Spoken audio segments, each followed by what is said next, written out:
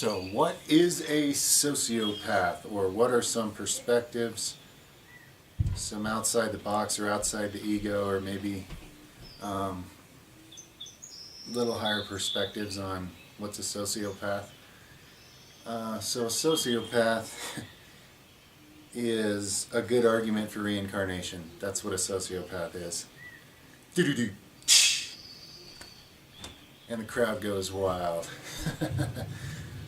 So why do I say that? Well, a sociopath is a person born without empathy. Now, I would say that it seems to me that most humans in this world have at least some degree of empathy. But as an extremely empathic person, let me tell you, there's hugely different varying degrees among different people of empathy as well as any other trait, okay? Picture like a mixing board with all these different adjustable dials, and these are all many different traits that a person can have. And they all have extremely different volumes from 0 to 1,000. And on any different person, these knobs are in all completely different, unique places, right? There's some commonalities, but ultimately it ranges to every extreme and every combination thereof. So, and that's creation. So a sociopath, a person born without empathy, maybe not entirely without empathy, because I think that's what they call a psychopath, who for sure just completely without empathy. Sociopath would be someone who's mostly without empathy, and it's pretty easy for them to rationalize with themselves why it's okay to just do whatever to whoever and not really be bothered by it. So, now a lot of people say, well, that's a monster. You know, and that's fierce talking, and I understand, because the thing I throw in there to remember is it's not the person's fault. It's not like they understand how they're lacking empathy compared to others and what that really means. It's where they are, it's how they are. And yes, the consequences of that can be a lot of suffering and destruction to others. So it is, you know, not without its consequences. A person walking around on Earth, sociopathic, and we have a lot of them, and a lot of them are in positions of making decisions that move other humans around a chessboard, because when you're a sociopath or a psychopath, it's very easy to do a job like that. You don't ever lose any sleep over who got killed in what awful way, and whose children, what happened. Like, you just don't care, because people are pieces on a board to you, so it doesn't bother you at all. Now me, it would be a nightmare to me to be put in a position where I had to make the decisions on who's, you know, how to triage who from what, and decide who dies where and when, and all this crap, and make laws and inflict them upon other people and stuff. I'm way too aware of how that affects people, so I would not want a position like that. But, and I'm not saying that everybody in decision-making positions is a sociopath, not at all. There's no doubt people with noble intentions who set out to get into positions like that, and hopefully some of them do sometimes. But a sociopath is just somebody who, it really is a game to them. It's like Monopoly with humans, you know. It's just, they don't feel your pain. It means nothing to them. So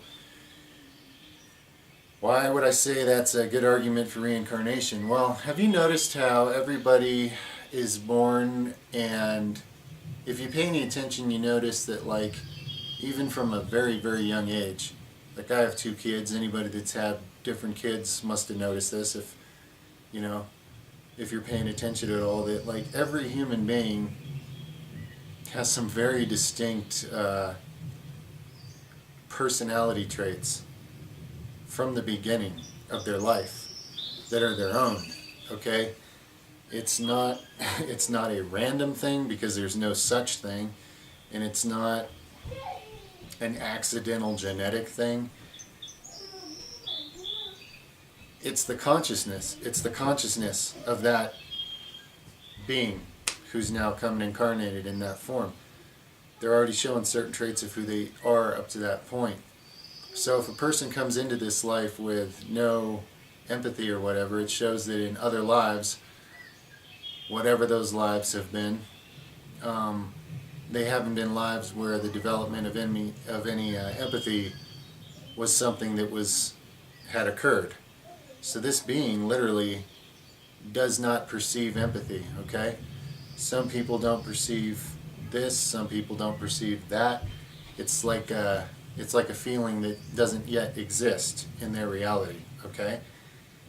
And of course, as a soul, they will no doubt develop empathy through this life and others and whatever else and whenever else, because a soul is something that explores all kinds of different things in order to expand itself in all directions. But it's showing you that that person, wherever they're coming from, coming into this life, they have not yet had the opportunity or whatever to figure out what empathy is and why they should have some, okay? So as terrifying as it is to share a world like this with a lot of people who don't comprehend empathy or possess it, and I don't know about a lot, what percentage it is, but it doesn't take a very big percentage of people like that to create a whole lot of suffering and harm in some cases.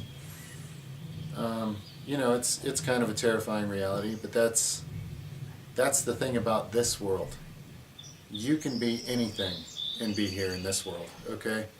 There's no there's no disqualifications for what kind of a being can come into this world. Whatever kind of personality, whatever you want to, whatever you are, it all walks around in this world. And you know, rather than hate or fear, I always think that just understanding's better, you know. It's just a soul who isn't in touch with what empathy is yet, okay? And there's things that all of us are not, you know, that's really the good news about creation and existence and life, is none of us are fully in touch with anything, okay? We're slowly, and you know, to me it seems very slowly, growing into more of what there is, but none of us have tapped, at least not in this human form, nobody's tapped very deeply into what anything is. So I don't have any judgment against somebody that they don't have empathy, but it certainly doesn't make them someone who I can trust with the well-being of others, because they just don't have what it takes to properly understand that. They don't. So, yeah, there's that, okay? And remember, everything's on spectrums. We're not talking black and white. Nothing's black and white. There's no 100% this or 0% this. It's on the spectrum of empathy. A person who might be classified as sociopath has so little of it that it's like they almost have none. There's not enough in their awareness that it even shows, okay, in their reality, to them or anybody else. So everything's a spectrum, and all consciousnesses are exploring things in order to grow, in order to gain awareness. You know, people are always judging each other because, you know, this other person doesn't happen to know something about life that you know, but the opposite is true in countless ways. So it never really makes that much sense to judge too much. That being said, you know, there's a place for action, and when people are an actual danger, an actual threat to those who you care about, you should do whatever you honestly believe is in the best interest to take care of those you care about, whatever that takes, okay? And just because I say, you know, there's judging people, all it does is it blocks you off from your own self-love ability, which makes living in a higher vibration of self-mastery and life possible. So it's just not in your best interest. It just doesn't help you to judge anybody else. So just to understand that that person literally doesn't possess that empathy, that it's not that they're choosing to withhold it, they don't know what it is or where it is, okay? They haven't found any within them like you have. So it's good to know that. It's good to understand the risk there. it's good to understand the situation. You know, it's like a good chemist. You need to know all the different chemicals in the lab, right? They're not all just bottles. Each one of them has different energies in it, and if you do a certain thing with this one or that one, you can blow up the whole lab. Well, same with people. Just having understanding about the fact that humans really are coming at life from completely different places. Like, they might as well be in a different universe, okay? And yet they're all sharing the same Earth, not seeing it the same at all. Despite the fact that there's so much herd mentality and people acting the same, people's actual viewpoint is much more individual. And so on all the different spectrums of things, furthermore, just because somebody's sociopathic doesn't mean that their life might not have a very net positive effect on this world. You know, everything in creation ultimately serves a purpose for everything else. But that doesn't always have to come through, you know, the negative side of that. It could, you know, just because someone's sociopathic doesn't mean they're going to purposely find ways to hurt others. They may take no interest in that. They may just lack the emotional depth to actually experience empathy for themselves. They may never know what it's like to feel somebody else's tears, you know? Even the closest person to them. As much as they might like to know, they may not know. They may not be able to feel anything about that. So, everything's just energies. Okay? Energies and switches and dials, and we're all as unique as if you were randomly flipping and flying through space, just snapping snapshots with a camera of different angles of all the stars and galaxies. And every one of those is a person just infinitely going out there into different star patterns nobody's ever seen before from that angle. Okay? So, you know, a certain amount of people in the world are so low in the empathy spectrum, you know. And you take any other spectrum, same thing. There will be people that just have like none of that. Like zero courage, or they're zero in touch with their own creativity, or they're, you know, zero in touch with some other aspect of what it can be to be a living sentient being doing the thing called human.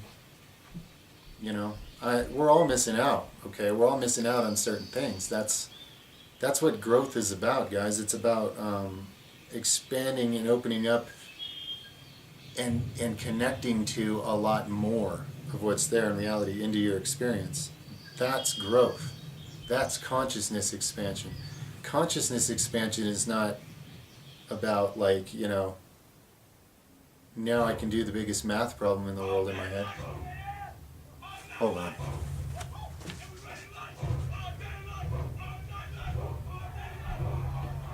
Shut up. Consciousness expansion is not so much about, you know, being like a computer, being able to calculate work tasks faster. I mean, it could be that, but really we're talking more about layers of awareness opening up to you, where you exist in a reality that's got much more to it and going on than the reality that you used to live in. Okay? So different people standing next to each other on the same street are basically oftentimes existing in totally different realities. Okay? Where the feelings, the thoughts, the viewpoints, the beliefs, and the entire experience is just as different as they could be. Okay? Same with every emotion. So that's a sociopath. Now, a narcissist, because someone also asked about that, I don't really... I read different definitions of narcissist, and it almost seems unclear to me what we're actually saying here. But I do know enough to know that a narcissist, like, most people are extremely annoyed by a narcissist because the constant, like, bragging for attention, and I can't say most people, they actually do get attention from a lot of people, which is what seems weird, because it seems so ridiculous and see-through to others who are watching. But it's really just this desperate need for attention and boasting, and it's ridiculous. And they look, I mean, it's embarrassing, okay? And it's just because they're being an energy vampire. They don't have any connection to self-love, so they need to try to do this game that they're doing to make as many people give them attention and recognition and lip service as possible. So it's just it's a desperate, it's like when a ship sinks and somebody's drowning other people, trying to keep themselves afloat. They're just drowning others and standing on top of them in the water and stuff. It's that kind of activity. That's what spiritually, at the energetic level, that's what a narcissist is. It's just somebody who's, you know, just desperately trying to push themselves up on and others down and get attention for some air, for a little bit of life, because they feel so cut off from their source inside. So again, it's, you know, to see it more clearly and see it for what it is. It's not anything to be, you know, judging or hateful. That's just fear talking. Don't fear a narcissist. Understand that, yeah, you don't like being around them for good reason. It doesn't feel good being around them. It doesn't feel good being them. That's why it doesn't feel good being around them. Okay, so just see it for what it is. It's a person who feels very cut off and they're acting very desperate, and they're just living a life of more desperation than even most people. And in most cases, they're doing a lot of stuff that's really embarrassing and, you know, you know the story. So, and they get a certain amount of, you know, attention from people with no discernment that are just like, you know, I don't even know what to say about that, honestly, but none of that attention obviously fixes anything, because they're still not connected to what they need, which is that ability to open your center in your heart and radiate self-love to yourself, okay, until it's overflowing. And then there's zero jealousy in you, there's zero desperation, there's zero judgment towards anybody or yourself anymore. You live at an extremely high vibration. You make connections with beings, you make connections with realities that you didn't know were there before. Some part of you knew, but the rest of you wasn't ready for it, so you just couldn't go there. You know, all these things are possible through that whole energetic process of finding out what it means to just be a source of that love, that life-giving energy that everybody's doing weird, awful things to each other for in this world, and yet they could simply access an unlimited supply if they knew this and become the source of it, okay? Instead of choking each other and stabbing each other in the back for a perceived lack thereof. It's an amazing energetic blindness, but it's simply a low level of consciousness on Earth. This is a low level world. It's dense, it's waking up, it's making some progress now. Some are, who are open to it, who are accepting all the help that's available in this world that wasn't there before. But compared to what more evolved consciousness is, there's just a whole lot of operation out of blindness is what's going on here.